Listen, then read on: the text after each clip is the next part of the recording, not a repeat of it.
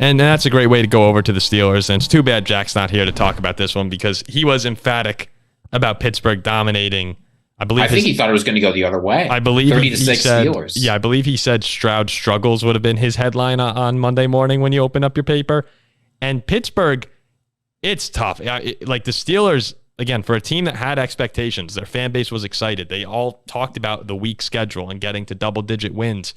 They were tied for first, or they were basically in first with the tiebreaker in the AFC North going into this game. And now you watch the way they play today.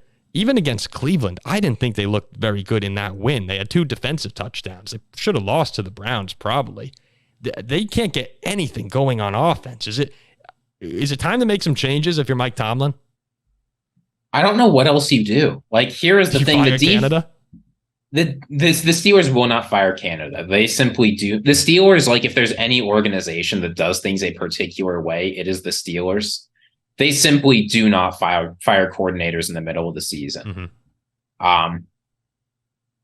Yeah, so that you're not going to see the changes you want if you're a Steelers fan this year. That's just not coming.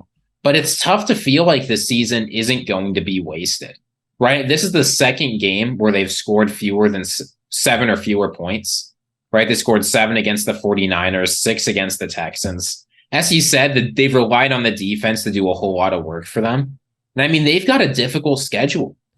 It's very plausible that they'll miss the playoffs, Ziggy, even with the AFC North not looking great. They rely on the defense, and the defense hasn't even been that good this season. They're getting so uncharacteristic of Pittsburgh. They're getting dominated on the offensive and defensive line.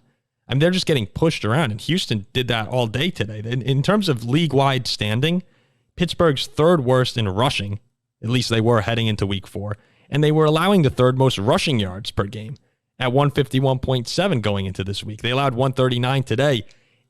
They can't win on the lines. They can't, and today was probably the best rushing game of the season for Najee and crew. But they can't do anything. And Pickett's under pressure all the time. He's getting hit. He got banged up at the end of this one. Deontay Johnson's injured. Cam Hayward's been injured. It's a disaster right now in Pittsburgh. It's. I know they're 2-2, but you can't look a lot worse than they did today.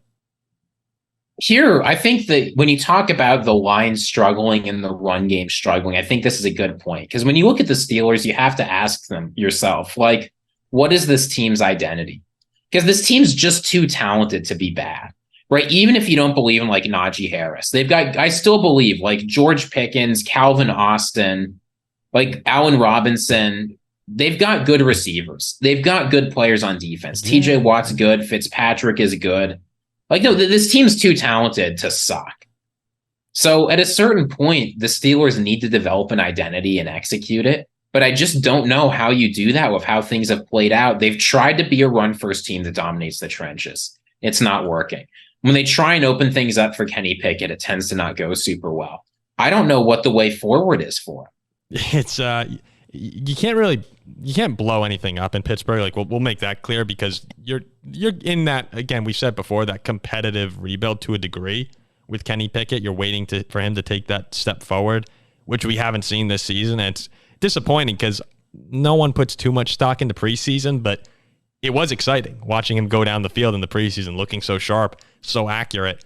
And that just hasn't been the case in the regular season now. If I'm a Steelers fan, I'm not believing anything until this offense takes some step forward because it's been ugly. The secondary has not been very good. Devontae Adams went for almost 200 yards on you a week ago. This is just an average AFC team. Maybe average.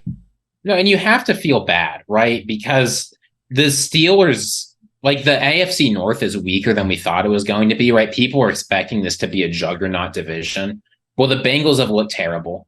The Browns' offense is awful. Yeah, the Bengals have looked the worst. The Ravens are beatable. Like, at a certain point, you have to hope this is the moment when the Steelers can step in, scrap their way back into games, and make it work. But the moment, I think, that just tells you that the Steelers team, as they are, is doomed.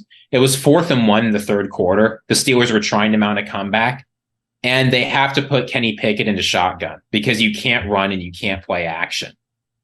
You know what Tomlin said about that? Is that the play he got hurt on? Yeah. Yeah. You know what Tomlin said about that after the game? What did he say? It was actually closer to 1.5 yards. No, like they it's have no miserable. belief. And Jack said this a million times. At 3rd and 1, 4th and 1, they just get stuffed every single time. It happened earlier in the game in 3rd and 1. Warren got mauled by 4 guys 2 yards behind the line of scrimmage. They got outgained 450 to 225, doubled up by the Houston Texans. Just a disaster for the Steelers. They have to get better. Yeah, that's great. Great advice from Ziggy here. They have to get better.